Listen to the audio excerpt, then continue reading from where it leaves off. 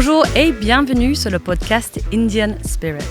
Aujourd'hui, on accueille ici, au bord du lac Léman, une légende du sport auto, avec un palmarès incroyable, non-nuple champion du monde de rallye, détenteur d'un record Pikes Peak, 3 podiums au Dakar et bien d'autres. Cette année, il termine 2e au Dakar et remporte le rallye de Monte-Carlo et il a gagné The Race of Champions. Et il est nouvel ambassadeur Indian Motorcycle. Bienvenue, Sébastien Loeb. Merci. Bonjour, comment ça va? Bien, et vous? Très bien, merci. On a plus l'habitude de vous voir rouler en voiture de course qu'en moto. Donc, comment et quand est-ce que vous avez commencé votre aventure à deux roues? Mon aventure à deux roues, ça a commencé par les vélos, parce que c'était quand même la première chose que j'avais qui roulait.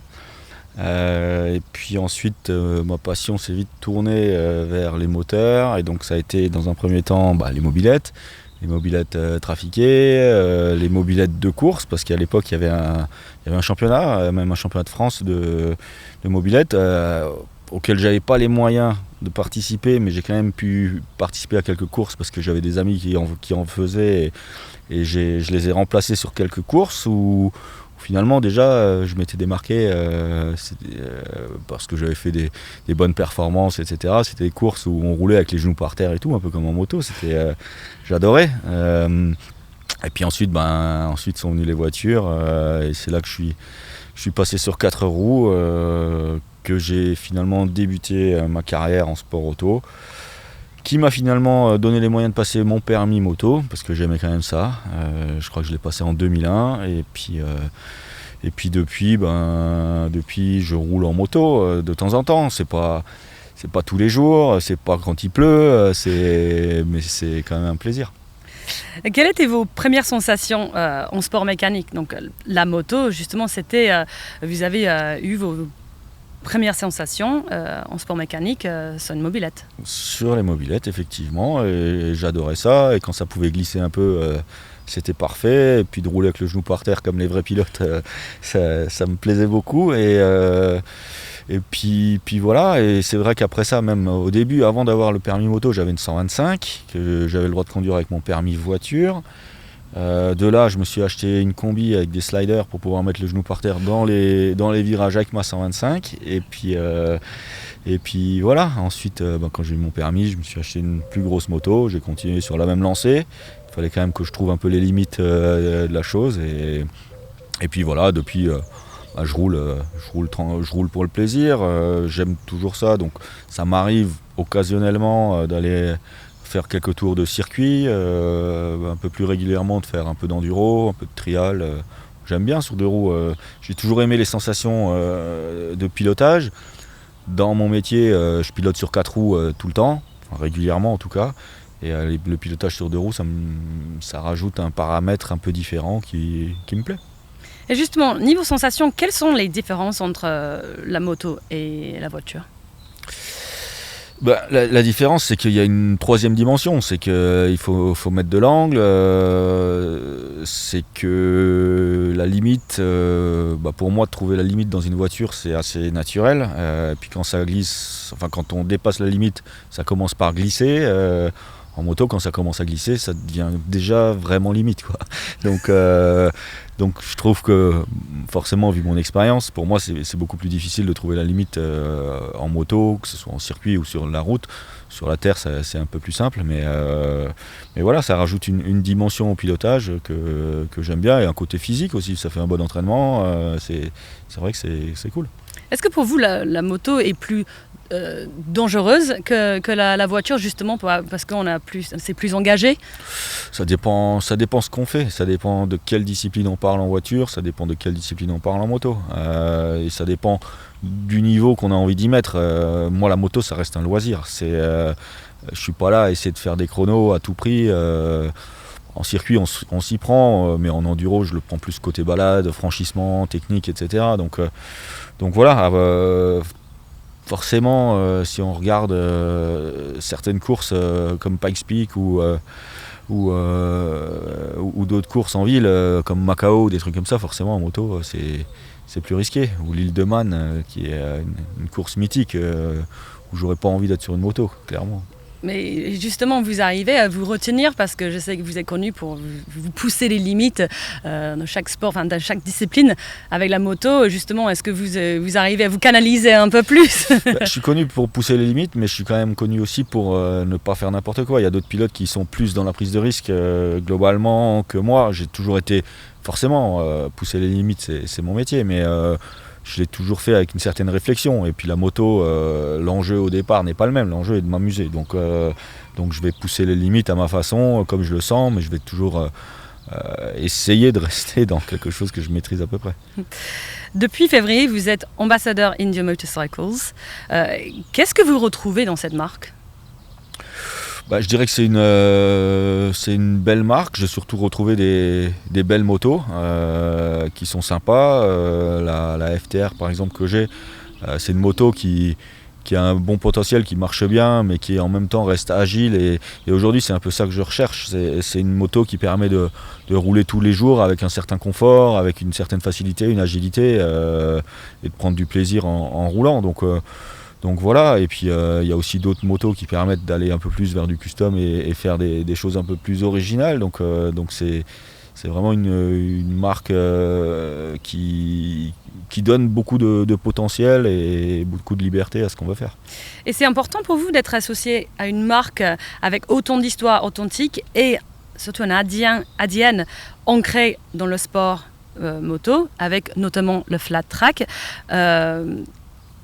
Le flat track, c'est quelque chose que j'ai jamais essayé, mais c'est une discipline qui est vraiment sympa à voir, parce que en soi c'est ce que j'aime, c'est maîtriser de la glisse et la terre et de la terre, tout ça en moto. Donc j'ai jamais essayé, mais j'espère essayer un jour. Ah oui? Oui, ça me plairait bien. Pas dans la compétition, encore une fois, pour le plaisir, pour découvrir, mais ouais, je pense que c'est quelque chose qui me plairait bien. Oh, c'est bien à savoir. Vous roulez désormais juste en FTR. Qu'est-ce que vous appréciez le plus de cette moto? Je dirais c'est ce que je disais, c'est sa polyvalence. C'est le fait que c'est une moto qui est facile à prendre en main, qui donne une impression d'agilité et de légèreté, qui est maniable, qui a de la puissance aussi. Donc c'est un bon compromis pour faire un petit peu tout ce qu'on peut faire sur la route. J'ai eu d'autres motos, des purs sports, etc. On est tout sur les bras, on ne peut pas l'exploiter sur la route, donc je trouve que la FTR c'est un compromis sympa. Et ça vous dit de peut-être changer de modèle, de prendre une moto plus cruiser, une moto plus adaptée au road trip par exemple? Je pense que la FTR est plus adaptée à ce que je fais moi, c'est-à-dire que je pars de chez moi, je vais à Genève, je vais me promener, je fais mes petits déplacements au quotidien avec. Je fais pas des grands road trips, mais le style de certaines me plaît bien, donc pourquoi pas, on verra. Qu'est-ce que vous avez comme style de moto dans votre garage? J'ai quand même été un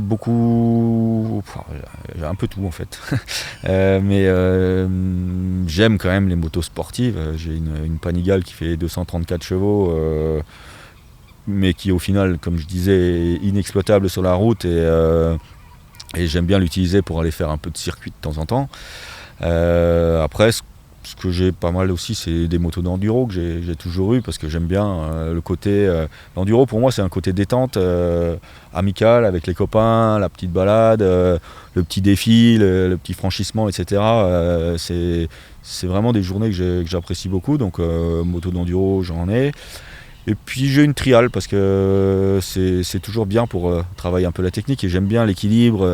J'ai fait de la gym avant, donc le petit côté technique, équilibre et tout, j'aime bien. Et puis quand je suis seul, c'est moins dangereux que de partir seul en enduro. Donc quand je suis seul, souvent je prends la trial. Est-ce qu'on peut parler de la moto qui a été préparée par l'atelier Dub Performance est-ce que vous avez eu un projet précis en tête? Ou est-ce que vous avez donné carte blanche au préparateur Fred? Non, j'avais un projet en fait, mais ça a été un coup de tête en fait, parce que j'ai un bon copain qui habite dans la région de chez Dub, qui connaissait, moi je connaissais pas forcément au début, et puis il m'a montré quelques motos, et puis il m'a dit ouais, tu devrais un jour, quand tu gagnes un rallye, avec ta prime, tu devrais t'offrir une moto, etc. Et je me suis dit ouais, c'est vrai que c'est pas con. Et le rallye suivant que j'ai gagné, j'ai décidé de faire ça. Je suis allé chez Dub, j'ai regardé un petit peu ce qu'il avait fait déjà. Il y a un des modèles qu'il avait déjà fait qui me plaisait beaucoup. Je m'en suis inspiré et on l'a modifié. Et puis voilà. Et puis il est parti là-dedans. Et puis il m'a fait la moto. Je ne sais pas si vous l'avez vu, mais qui est assez originale, que je trouve toujours belle, qui est pas simple à conduire. C'est tout l'inverse de la FTR, c'est quand même pas très maniable et tout. C'est un couple énorme, mais c'est plus pour le look. Franchement, j'aime bien la prendre pour me balader de temps en temps. Qu'est-ce que vous avez donné comme critères au préparateur ? C'était des critères esthétiques et de puissance. Je voulais le gros moteur, je voulais le 2 litres pour avoir un maximum de couple. Et puis le côté esthétique... comme dit, je lui ai montré ce qui me plaisait sur différentes motos et on a fait un compromis avec ça. J'aime bien la ligne épurée, fine qu'elle a. J'ai vu qu'il en a fait d'autres beaucoup plus originales, mais celle-là, ouais, honnêtement, c'est le style qui me plaisait, avec un gros pneu derrière, un pneu de 300. Je savais que ça n'aiderait pas à la maniabilité, mais j'avais envie de ça. Et puis voilà, donc de la puissance, le style qui me plaisait, une belle peinture et puis un gros pneu. Voilà. Et le gros pneu. La touche justement d'apporter une touche vraiment personnelle, qu'est-ce que ça vous a fait de vraiment participer à la création justement de votre moto ? Ça m'a plu, c'est un côté, c'est une moto que j'ai toujours, que je vendrai pas, mais ce qui m'a plu c'est l'originalité, c'est qu'aujourd'hui c'est une moto unique, qui n'a même pas de marque, mais qui est unique et qui ne peut plus se faire pour des problèmes d'homologation qui d'ailleurs lui ont posé quelques problèmes depuis parce que maintenant il faut des ABS, il faut plein de choses pour homologuer une moto. Donc voilà, c'est cool d'avoir ma moto à moi, mon image qui me plaît et qui restera unique. Et justement, les Indian Motorcycles, surtout les scouts sont très connus pour être les bonnes bases de préparation. Est-ce que ça vous inspire pour d'autres projets ? Ouais, on en a parlé tout à l'heure. Effectivement, je pense que s'il y en a une qui m'inspire, ça peut être la scout, parce que c'est vrai qu'on voit des modifications qui donnent un style très original, que j'aime bien aussi. Donc ouais, pour le futur, pourquoi pas. La FTR est une moto de caractère. Est-ce que c'est une moto qui vous ressemble ? Qui me ressemble, je sais pas, mais qui me correspond bien, parce que dans l'utilisation, c'est ce qui me va. Après, de caractère, oui, c'est vrai que c'est une moto de caractère, mais honnêtement, je regarde surtout le look, le dynamisme de la moto, et c'est ça que j'aime. Extrême I, ouais, Extrême E, DTM, WRC, Dakar, avec un programme aussi chargé. Comment est-ce que vous restez motivé ? Si je le fais, c'est que je suis motivé, sinon je ne le ferai pas, parce que rien ne m'oblige à faire tout ça. Je le fais parce que j'aime ça, parce que j'ai toujours la passion du pilotage. Le Dakar, parce que c'est aujourd'hui mon programme principal et l'objectif, c'est d'essayer de le gagner.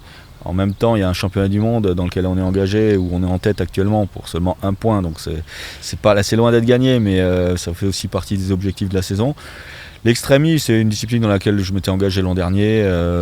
J'ai décidé de continuer cette année parce que c'est plutôt sympa. Et puis le WRC, en fait, j'arrive pas trop à m'en séparer. Quand on me le propose et qu'on me demande si j'ai envie de monter dans une voiture, je dis oui. Et puis une fois que j'ai fait les essais et que ça s'est bien passé et qu'on me demande si j'ai envie de faire une course, je dis oui. Donc me voilà embarqué dans un programme effectivement assez chargé. Mais comme dit, je reste motivé parce que j'aime ça. Et ça reste ma passion. Et puis voilà, donc j'ai toujours la chance de vivre de ma passion. Et c'est pas donné à tout le monde à 48 ans de continuer à vivre d'un sport et de sa passion. Donc j'en profite. Absolument. Et justement, vous êtes un pilote très polyvalent. Est-ce que vous auriez pu devenir pilote de moto professionnel ? J'attends le canard. Il rigole d'ailleurs, hein, non ? Oui. Est-ce que j'aurais pu devenir un pilote de moto professionnel ? quand j'ai commencé le rallye parce que je m'étais inscrit à Rallye Jeune. J'avais pas d'argent pour commencer la compétition dans quelque domaine que ce soit. J'ai vu une opération qui s'appelait Rallye Jeune. Je me suis dit, bah tiens, au moins, je vais déjà pouvoir faire la course avec des gens sans penser que je pouvais gagner et que ça allait lancer ma carrière. Il y aurait eu Moto Jeune, je me serais inscrit de la même façon. Il y aurait eu Circuit Jeune, j'aurais fait pareil en voiture. Donc, oui, ça m'aurait plu. De toute façon, tout ce qui était sport mécanique, que ce soit moto ou voiture, ça me plaisait. Donc, je ne sais pas si j'aurais eu les capacités de faire la carrière que j'ai fait. Je pense que chaque domaine est un petit peu différent quand même. Mais oui, j'aurais tenté en tout cas. En 2013, vous avez participé à la compétition de moto Scorpion Masters. 4 disciplines différentes sur la même journée, vitesse, enduro, trial, supermotard. Comment ça s'est passé ? Ouais, ça s'est plutôt bien passé parce que je finis 13e sur 28. C'est toi qui viens de me l'apprendre. Mais oui, c'était cool parce que ça permet déjà à tous les univers de la moto de se retrouver. Les champions du monde de supermotard, les champions du monde de circuit, etc. Et puis il y avait une bonne ambiance, détendue. C'était vraiment une bonne journée. Donc je finis 13e, ce qui pour moi en tant que pilote de voiture était plutôt bien. Bon, après c'était sur la régularité parce qu'on a pu voir chez les motards que le super spécialiste de trial n'est pas forcément bon sur la piste, que le pro de la piste n'est pas forcément bon en trial ou en enduro. Donc à la fin, moi j'étais plutôt moyen partout, ce qui fait que je finis au milieu de tableau. Mais en tout cas ce que je retiens c'est que j'ai passé une super journée. Est-ce que vous serez prêt à refaire une compétition du style ? Du style, pourquoi pas. Après, le problème, c'est que ça se fait plus, le Scorpion Master, et que c'était à peu près la seule discipline, la seule épreuve qui retrouvait plusieurs disciplines comme ça, et que je trouvais sympa. Après, faire une compétition, que ce soit en circuit ou en enduro, etc., c'est quand même plus pour des puristes. Faire un enduro de temps en temps, avec dans le côté balade, pourquoi pas. Mais une épreuve comme celle-là, ouais, pourquoi pas.